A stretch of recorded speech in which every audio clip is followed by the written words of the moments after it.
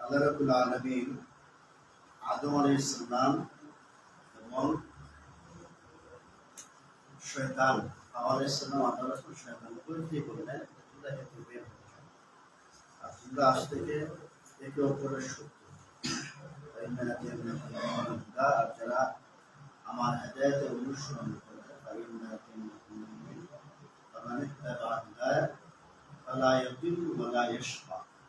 যারা এই হেদায়েতকে অনুসরণ করবে তারা বিভ্রান্ত হবে এবং তাদের কোনো পেরেশানিও থাকবে। যারা হেদায়েতকে অনুসরণ করবে তাদের বিভ্রান্তি হবে, তাদের পেরেশানি হবে। ومن أعرض عن ذكري فإن له معيشة ضنكا ونحشره يوم القيامة أعمى। যারা আল্লাহর জিকির থেকে মুখ ফিরিয়ে নেবে আখিরাতের জীবনে তাদেরকে অন্ধ অবস্থায় ভুল করি।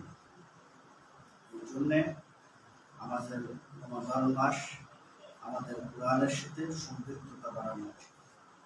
কোরআন তেলাওয়াত করা, কোরআন পূজা, কোরআনের দাস চালু করা।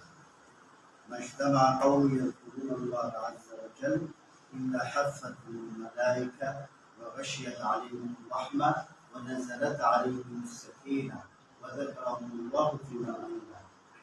যে কোথাও যদি একত্রিত হয়ে কেউ আল্লাহর মহত্ব, আল্লাহর প্রশংসা, আল্লাহর জিকির, কোরআন উদ্ধার করার চেষ্টা করে, বোঝার চেষ্টা করে, তখন ফেরেশতারা তাকে বেষ্টন করে। তারপর এখানের মধ্যে অনবরত রহমত নাযিল হয়, ওয়া নাযালাত আলাইহিম সাকিনা, তাদের উপরে প্রশান্তি নাযিল হয় এবং আল্লাহ তার পার্শ্ববর্তী ফেরেশতাদেরকে নিয়ে তাদের কথা স্মরণ করে। এই জন্য এই যে কোরআনের মাস রাসূলুল্লাহ সাল্লাল্লাহু আলাইহি ওয়াসাল্লাম কেমন প্রস্তুতি নিতেন, রজব মাস থেকেই গণনা শুরু করতেন, শাবান মাসে ব্যাপক প্রস্তুতি। সালাফদের মধ্যে এমন ছিল যে 6 মাস আগে থেকেই রমাদানের প্রস্তুতি, রমাদানের জন্য দোয়া করতেন, আল্লাহ তাআলা আলামিনের কাছে তৌফিক কামনা করতেন। তাইলে এত প্রস্তুতির একটা মাস, কেন এত প্রস্তুতি? এর গুরুত্ব আছে। কেমন গুরুত্ব? যেই সিয়ামের পুরস্কার আজর আল্লাহ রাব্বুল আলামিন নিজে দিবেন, সুবহানাল্লাহ, কত গুরুত্বপূর্ণ বিষয়। অথচ আমরা সময়কে এমনিতেই বের করতেছি, আড্ডা দিয়ে বের করতেছি, ঘুমাইয়া কাটাইতেছি। সালাফরা এমনও ছিলেন যে কেউ রমাদান মাস আসলে 3 দিনে কোরআন শেষ করতেন, 2 রাত্রিতে কেউ ছিল কোরআন খতম করতেন। তারপর ইমাম মালিক রহমতুল্লাহ আলাইহি উনি এই যে ওনার দাস ছিল এগুলো বন্ধ করে, তালিম দেওয়া বন্ধ করে দিতেন, ইবাদত গুজারি। রাসূলুল্লাহ সাল্লাল্লাহু আলাইহি ওয়াসাল্লামের যে সালাত ছিল রাতের মধ্যে, আয়েশা রাদিয়াল্লাহু তাআলা আনহা বলছেন যে রাতের সালাতের ব্যাপারে জিজ্ঞাসা করো, এটা কত সুন্দর ছিল, জিজ্ঞাসা করো। তিনি একদিন সালাতে দাঁড়াইছেন, রাতের সালাতে তিনি 1 রাকাত মধ্যে সূরা বাকারা পড়ছেন, আলে ইমরান পড়ছেন, সূরা নিসা পড়ছেন। 1 রাকাতের মধ্যে রুকুতে এতটুকু ছিলেন, সেজদার মধ্যে এতটুকু ছিলেন। রাসূলুল্লাহ সাল্লাল্লাহু আলাইহি ওয়াসাল্লাম সেজদা দিতেন কমপক্ষে 50টা আয়াত পড়লে যত সময় লাগে এতটা সময় তিনি সেজদা করেন। এই জন্য রহমানের বান্দারা ওয়াইবাদুর রহমানিল্লাযীনা ইয়ামশুনা আলাল আরদি হাওনা ওয়া ইযা খাতাবাহুমুল জাহিলুনা ক্বালু সালামা ওয়াল্লাযীনা ইয়াবিতুনা লিরাব্বিহিম সুজদাও ওয়া কিয়ামা। যারা রাত্রি জাগরণ করে কিয়ামরত অবস্থায়, দাঁড়ানো অবস্থায় এবং সেজদারত অবস্থায়। তাহলে এটাই লাগে দাঁড়ানোর মাস, কোরআন তেলাওয়াত শোনার মাস, কোরআন তেলাওয়াত করার মাস। লম্বা সময় দাঁড়াইবেন, তারপরে লম্বা সময় সিজদা দিবেন, তারপরে রবের কাছে কান্নাকাটি করবেন যে ইসরিফ আন্না আযাবা জাহান্নাম, আমাদের কাছ থেকে জাহান্নামের আগুনকে সরায় নেন, এইভাবে কান্নাকাটি করবেন। দেখেন আল্লাহ রাব্বুল আলামিনের বিষয়টা একেবারে ব্যতিক্রম। মানুষের কাছে কিছু চান, দেখবেন যত চাইবেন তত বেরোবে। বাবার কাছে যদি সন্তানও চায়, অতিরিক্ত চাইলে বাবা বেরোবে। কিন্তু রবের বিষয়টা একেবারে ব্যতিক্রম। আপনি যদি না চান তিনি বিরক্ত হন, না যদি চান তিনি রাগান্বিত হন। তাহলে সালাফদের আমল কি ছিল? ওনারা একজন সালাফ দেখলেন যে একজন লোক দ্রুত সালাদ শেষ করে চলে যাচ্ছে, তাকে ডাকলেন যে তোমার সালাদ একটু দ্রুত শেষ হয়ে গেল, তোমার কি রবের কাছে বলার কিছু নাই? আমরা তো আমাদের লবণের কত রবের কাছে বলছি, আমাদের জুতার ফিদার হয়ে গেল রবের কাছে। এই যে আপনার নিজের প্রয়োজন আছে, আপনি রবের কাছে বলেন, সেজদার মধ্যে ডাকেন যে আমার এই প্রয়োজন, আমার বাজার করার প্রয়োজন, আমার সংসারের এই প্রয়োজন, এই প্রয়োজন, এই প্রয়োজন, রবে ফুটে ফুটে আলাদা আলাদা করে বলেন। আর এখানে আপনার প্রয়োজনের কথা আপনি রবের কাছে বলবেন। আর আপনার প্রয়োজনের কথা বলতে বলতে একসময় আপনি আবার উঠে হয়ে ينزل ربنا تبارك وتعالى كل ليلة إلى السماء الدنيا يتفاضل الليل প্রতি রাত্রিতে আল্লাহ রাব্বুল আলামিন শেষ রাতে প্রথম আসমানে আসেন, এসে কি বলেন, ইয়াদউনি ফাআস্তাজিব লাকুম, তুমি আমার কাছে চাও, তুমি আমার ডাকো আর তোমার ডাকে সাড়া দেব। সুবহানাল্লাহ। তুমি আমার কাছে সাহায্য চাও, আমি তোমার সহযোগিতা করব। তুমি আমার কাছে ক্ষমা প্রার্থনা করো, আমি তোমাকে ক্ষমা করে দেব। সুবহানাল্লাহ। এই যে হাদিসগুলো আছে আমরা ওইগুলো ধারণ করতে পারি, আমাদের ইমান ওই পর্যায়ে নাই। যদি ইমানটা ওই পর্যায়ে থাকতো তাহলে আমাদের বিপদ মুসিবতের জন্য মানুষের কাছে হাত পাতাম, মানুষের কাছে চাইতাম। আমি শেষ দিতে রবের কাছে চাইতাম যে আমি দিনেই মনস্থির করবেন, আপনি একটা কষ্টে আছেন, এটা অন্য অসুবিধা আছে, এটা পেরেশানিতে আছে, টাকার অসুবিধা আছে, আপনি দিনেই আপনি মন স্থির করে নেবেন যে আমি রাত্রিতে রবের কাছে আমার রবকে নেব। আমরা যদি ওইভাবে ধারণ করতাম তাহলে আমরা শেষ সাথে দুটো বাদ দিতাম না। একজন সাহাবী দেখান তো শেষ সাথে উঠতেন না, তাহাজ্জুদের সালাত আদায় করতেন না। একজন সাহাবী দেখান, একজন সালাত দেখান তাহাজ্জুদের সালাত আদায় করতেন না। বড় কোনো ব্যক্তি হয়ে গেছেন, বড় কোনো আল্লাহর বুজুর্গ ব্যক্তি হয়ে গেছেন, তারা তাহাজ্জুদের সালাত আদায় করেন না। এই জন্য শেষ সাথে উঠবেন, চেষ্টা করবেন শেষ সাথে উঠার।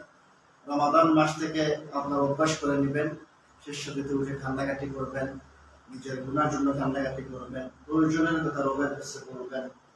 আর আনা ইনদা যন্নি আবদি বি, আল্লাহ রাব্বুল আলামিন বলেছেন আমি আমার বান্দার কাছে এমন বান্দা ধারণা করে যাব, আপনি ধারণা করছেন শুনবেন, তিনি শুনবেন। আপনি ধারণা করছেন তিনি ফিরিয়ে দিবেন না, ফিরিয়ে দিবেন না।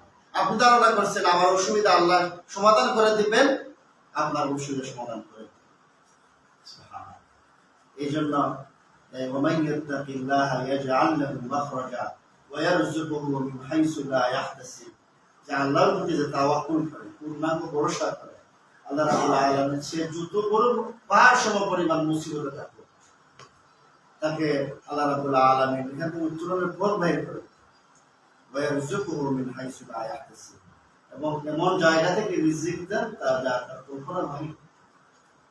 তাওয়াক্কুল যদি করা যায়, তাওয়াক্কুল করার মধ্যে যথাযথ হক আদায় করে, লাউ আন্নাকুম তাওয়াক্কালতুম আলাল্লাহি হাক্কা তাওয়াক্কুলিহি লারাযাকাকুম কামা ইয়ারযুকুত তায়রা তারকু ফিমাশাও ওয়া তারুহু বিদানা, যে তুমি যদি তাওয়াক্কুল করতে পারো যথাযথ হক আদায়, ঈমানটা যদি থাকে এমন যে এই যে রিজিকের পেরেশানি, এই যে টাকা পয়সার পেরেশানি, এই যে খাবারের পেরেশানি, সুবহানাল্লাহ।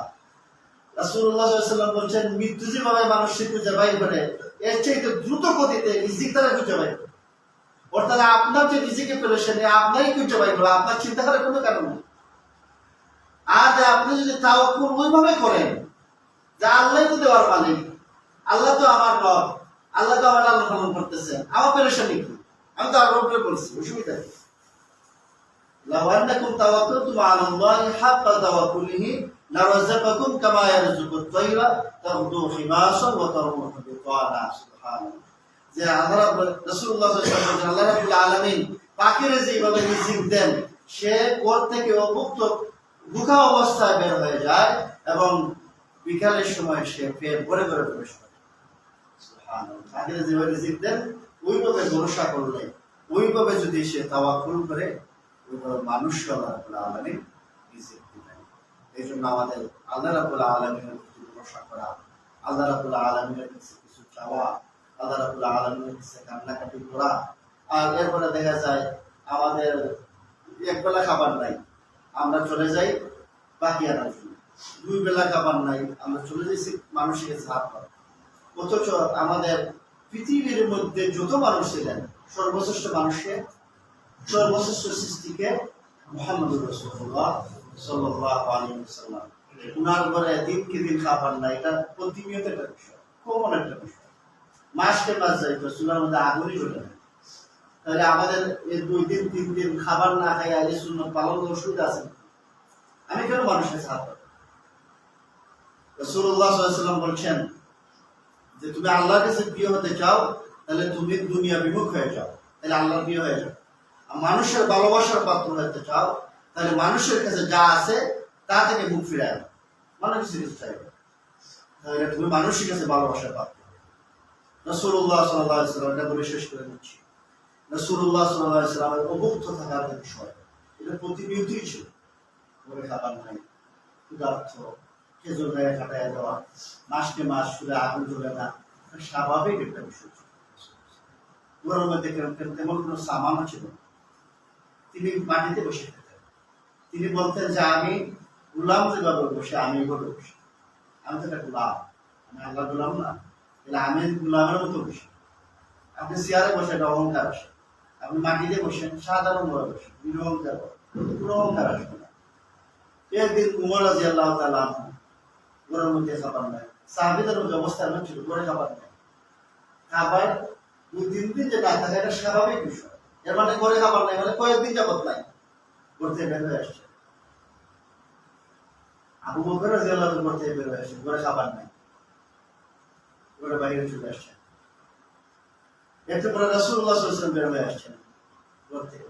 তিনি তাদেরকে জিজ্ঞাসা করলেন যে তোমরা এই অসময়ে ঘরের বাইরে কি অবস্থা, কেন তোমরা ঘরের বাইরে এই অসময়ে? তারা বলল যে রাসূলুল্লাহ সাল্লাল্লাহু আলাইহি ওয়াসাল্লাম, আমরা অভুক্ত, ক্ষুধার্ত, ক্ষুধার জ্বালায় ঘরে থাকতে পারি নাই, এই জন্য ঘর থেকে বের হয়ে আসছি। রাসূলুল্লাহ সাল্লাল্লাহু আলাইহি ওয়াসাল্লাম বললেন, ওই সত্তার কসম যার হাতে আমার প্রাণ, তোমরা যে কারণে ঘর থেকে বের হয়ে আসছো, আমি ওই কারণেই ঘর থেকে বের হয়ে আসছি। আমার ঘরে খাবার, আমিও ক্ষুধার্ত। পৃথিবীর সর্বশ্রেষ্ঠ মানুষ, এটা একটা আদর্শ। আমি খালি সারাদিন খাবার মধ্যে থাকলাম, 4-5বার খাবার খাইলাম, আর একটু ভালো খাবার না হইলে আমি হতাশ হয়ে গেলাম, এটা রাসূলুল্লাহ সাল্লাল্লাহু আলাইহি ওয়াসাল্লাম শিক্ষা। আমি যদি এইভাবে উপভোক্ত থাকি সুন্নাত আদায় করে। তারপরে আমাদের বিশ্বের বিভিন্ন জায়গায় আছে, ফিলিস্তিনের মুসলিমদের দেখেন, গাজার মুসলিমদের দেখেন, দিনকে দিন খাবার না, খাবার না খাইতে খাইতে এই সমস্ত মাসুম ব্যবসাদের মতো বাচ্চারা তাদের তাদের চামড়াটা হাঁটুর সাথে লেগে গেছে, বুঝতে দেখা যায় না, খাবার না খাইতে খাইতে মারা গেছে, একটু পানির জন্য মাইলকে মাইল ছুটতেছে, এবং এই সুতার মধ্যে তাকে বম্পিং করে দেওয়া হচ্ছে।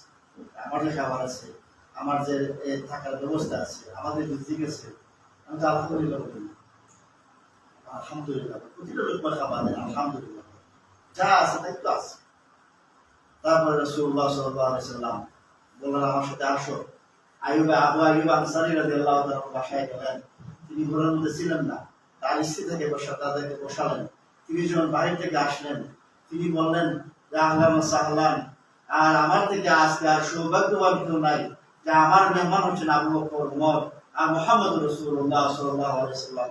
তিনি খেজুর নিয়ে আসলেন, তারপরে তিনি দুধ নিয়ে আসলেন, তিনি বকরি জবাই করে খাওয়ালেন।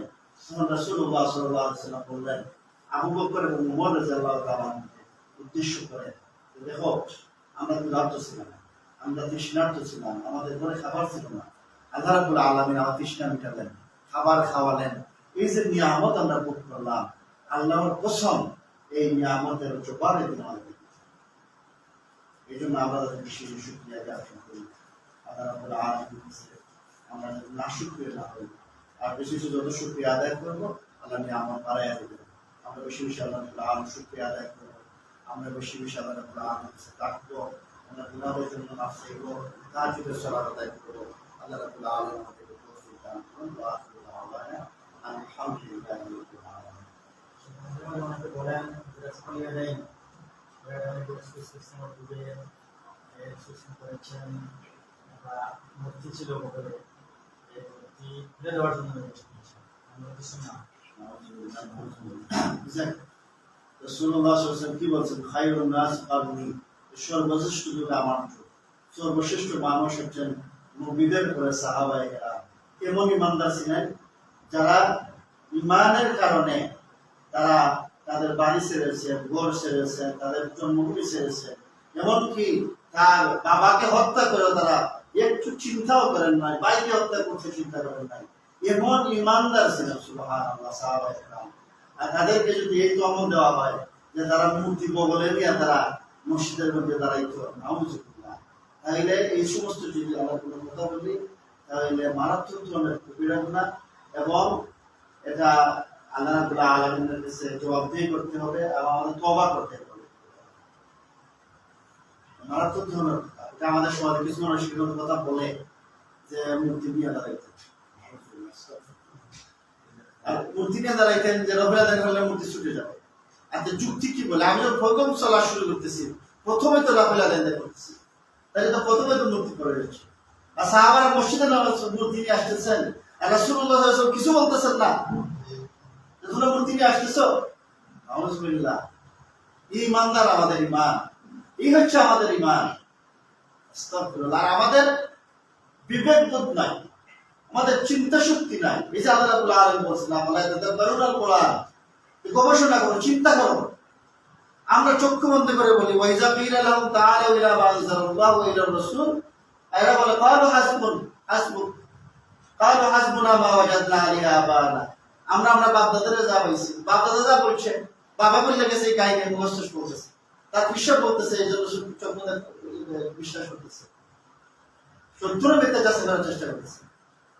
বিশ্বাস বুঝতে কোনোভাবে মানে সর্বনাশ। এটা যে ইহুদিরা যেভাবে মানত, খ্রিস্টানরা যেভাবে মানত, ইত্যাদি আবার আমার রব্বান আমার বাবা, এরা এইভাবে রব বানিয়ে আনছে তাদের বিশ্বাস। বিশ্বাসে বলতেছে যে কুরআনের কথা বলতেছে, কুরআন হচ্ছে কুরআন মাখলুক। যদি কেউ বলে তার তার আকীদায় সমস্যা, তার ঈমান নাই। যদি কুরআনটা মাখলুক বলে, কুরআন সৃষ্ট না, কুরআন কোনো সৃষ্টি না, কুরআন হচ্ছে আল্লাহর কালাম, কুরআন গায়রে মাখলুক। ইমাম আহমদ বিন হাম্বল এই জন্য নির্যাতিত হয়েছেন, জুলুমের শিকার হয়েছে।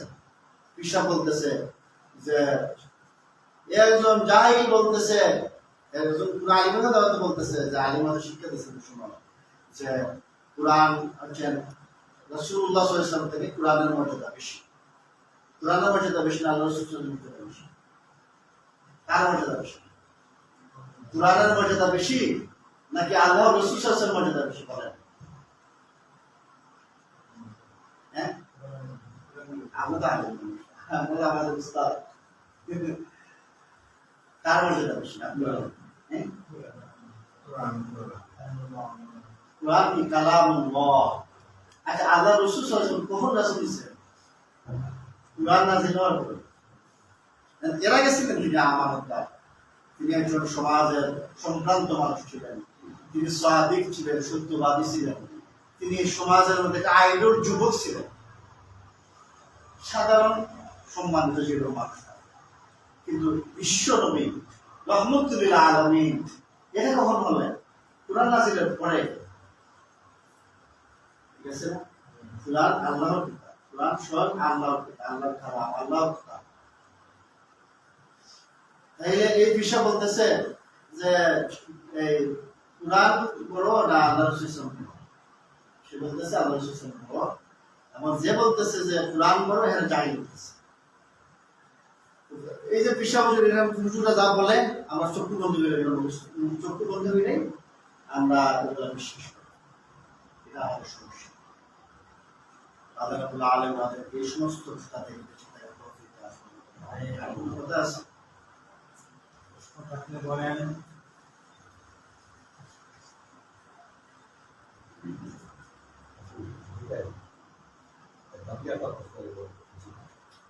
অসুবিধা আপনার আগে জানি আর দিয়ে দুবার আগে সুন্দর পরে সুন্দর সেরে সেরে করে সুন্দর রাস্তা হবে আবার আরো তো সুন্দর রাস্তা আগে তারপরে সেরে করতে দীর্ঘ দূরে কি করতে পারে এটা আমার সন্ধ্যে সকাল দীর্ঘ দূরে বার আটশো কত গাড়িটা ধরা হবে দুবার আপনার কাছে আমার কিছু আছে কিনা? আপনার জুম্মা যেটা আপনার জুম্মা অর্থাৎ জুম্মা 2 রাকাত ফরজের আগে যে সুন্নাহ, এটা নির্দিষ্টভাবে যে 4 রাকাত আমাদের সমাজে পড়া হয় এটা সহিহ সুন্নাহ দ্বারা প্রমাণিত না। তবে যখন এই মসজিদে প্রবেশ করবেন 2 রাকাত তাহিয়াতুল মসজিদ আদায় করবেন, এটা সুন্নাহ, এটা পড়তে হবে। এটা না করে বসা যাবে না। এমনকি যদি খতিব বাদে থাকে তখন এই 2 রাকাত সালাত আদায় করতে হবে। তারপরে যদি খতিবের খুতবা শুরু না হয় থাকে, আপনি আগেই চলে আসছেন, তখন এই 2 রাকাত সালাত আদায় করে আরো যদি 2 রাকাত পড়তে চান, আরো 2 রাকাত পড়তে চান, যথেষ্ট আপনি পড়তে পারবেন, কোনো অসুবিধা নেই ইনশাআল্লাহ। তবে ওই যে কাবুল জুমা 4 রাকাত সুন্নাত এইভাবে পড়া যাবে না, এই নিয়তে পড়া যাবে। কিন্তু আপনি চাইলে 10 রাকাতও পড়তে পারেন, অসুবিধা নাই, কিন্তু এটা নফল হিসেবে, সাধারণ সুন্নাহ হিসেবে এটা ঠিক আছে। আর বাদাল জুমা যেটা 4 রাকাত, এটা সুন্নাহ দ্বারা প্রমাণিত, সহিহ সুন্নাহ দ্বারা প্রমাণিত, এটা ভালো। জুমা পড়ে যে চাই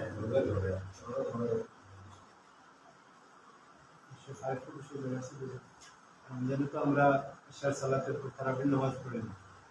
তারাবির পড়ার পর কি সেহরিতে উঠে আর কোনো নাফাল নামাজ বা তাহাজ্জুদের মধ্যে কিছু পড়া যাবে? মূল সুন্নাহ হচ্ছে 8 রাকাত। রাসূলুল্লাহ সাল্লাল্লাহু আলাইহি সাল্লাম সালাত আদায় করতেন, এটা হচ্ছে 8 রাকাত। 8 3 11 অথবা 10 এর বড় আছে 10 3 13, এর বেশি তিনি কখনো করেন নাই। তো মূল বিষয়টা হচ্ছে যে রাসূলুল্লাহ সাল্লাল্লাহু আলাইহি সাল্লামের সালাত কত সুন্দর ছিল। আয়েশা রাদিয়াল্লাহু আনহা বললেন, এটা জিজ্ঞাসা করো না। এমনকি অনেক সময় চিমটি খেতে দেখতেন, যদি নাকি রুকুর মধ্যে সে মারা গেলেন নাকি, উঠতেছেন না, এত লম্বা সময় তিনি দাঁড়াতেন। এই যে কি বললাম, সূরা আল বাকারা, সূরা আল ইমরান, সূরা নিসা, কতটুকু লম্বা এক রাকাতের মধ্যে, সুবহানাল্লাহ। এখন এইরকম দাঁড়ানোর কি অভিমান আমাদের আছে? সালাত ভাঙা দুটো 8 রাকাত তো পড়া দূরের কথা, সালাত প্রথম রাকাতেই তো পড়বে। তাইলে এটা রাসূলুল্লাহ সাল্লাল্লাহু আলাইহি ওয়াসাল্লাম সালাত ছিল। এই 8 রাকাতেই রাত শেষ হয়ে যেত। ওইরকম যদি 8 রাকাত পড়ে তাহলে তো ঠিক আছে। মূলত হইল না, ধীরে স্থির ভাবে সালাত আদায় করতে হবে। আল্লাযী খালাকাল মাউতা ওয়াল হায়াতা লিয়াবলুয়াকুম আইয়ুকুম আকসারু আমালা, নাকি না আহসানু আমালা? আহসানু আমালা, আকসারু না। আমাদের সমাজে আছে বলে যে জনৈক বুজুর্গ ছিলেন যিনি প্রতি রাতে 500 রাকাত সালাত আদায় করতেন। কোন জনৈক বুজুর্গ ছিলেন 1000 রাকাত নামাজ আদায় করতেন। এটা তো রাসূলুল্লাহ সাল্লাল্লাহু আলাইহি ওয়াসাল্লামের শিক্ষা না, বেশিটা শিক্ষা না। শিক্ষাতে সুন্দর হয় না কিনা, সুন্দর হয়েছে তাদের কিনা। আপনি দেখেন, আপনি যদি লম্বা সময় সেটা দেখেন, আপনি দেখবেন আপনার মানসিক যেটা অস্থিরতা দূর হয়ে যাবে। আপনি দেখবেন আপনার একাগ্রতা চলে আসবে, কান্না চলে আসবে, আপনার মন স্থির হবে, তাকওয়া বৃদ্ধি হবে। লম্বা সেজদা দেন, লম্বা রুকু দেন, সুবহান রাব্বিয়াল আলা, সুবহান রাব্বিয়াল আলা, اللهم اغفر لي ذنبي كله دقه وجله واوله واخره، اللهم اني اعوذ برضاك من سخطك ومن معافاتك من عقوبتك। এগুলো দোয়া, অনেক দোয়া আছে করেন। তারপরে আপনার মনের ভাষায় অনুযায়ী, আপনার বাংলা ভাষায় আপনি নফল সালাতে যা ইচ্ছা ছাড়ছে তার লম্বা আছে তাদের। এই যে মানুষের অস্থিরতা কাজ করে, এই অস্থিরতা দূর হবে। তো আকসারু আমালা না, আহসানু আমালা, সুন্দর হবে। রাসূলুল্লাহ সাল্লাল্লাহু আলাইহি ওয়াসাল্লামের এটা শিক্ষা, এটা যে আহসানু আমালা করতে হবে, সুন্দরভাবে 2 রাকাত সালাত আদায় করুন, সুন্দরভাবে করেন। আর আমাদের তাড়াহুড়া হয়ে যেটা 1000 রাকাত, এটা কোনো দাম নাই, এটা মিজানে আল্লাহ তোলা হবে না। 500 রাকাতের এই দাম নাই, এই যে দ্রুত 20 রাকাত পড়ছে, এটা কোনো দাম নেই। কিন্তু আপনি 8 রাকাত পড়ার পরে শেষ রাতে আবার পড়তে পারেন, নফল হিসাবে সারা রাতই আপনি পড়তে পারেন, অসুবিধা নেই, পড়া যাবে। কিন্তু রাকাতের সুন্নাহ যদি ধরেন, রাকাতের সুন্নাহ 8 রাকাত, কিন্তু এমনিতে আপনি নফল হিসাবে পড়তে পারেন, পড়েন, অসুবিধা নেই। আশা করি শেষ হয়ে গেছে। سبحانك اللهم وبحمدك أشهد أن لا إله إلا أنت أستغفرك والسلام عليكم লাইভ করো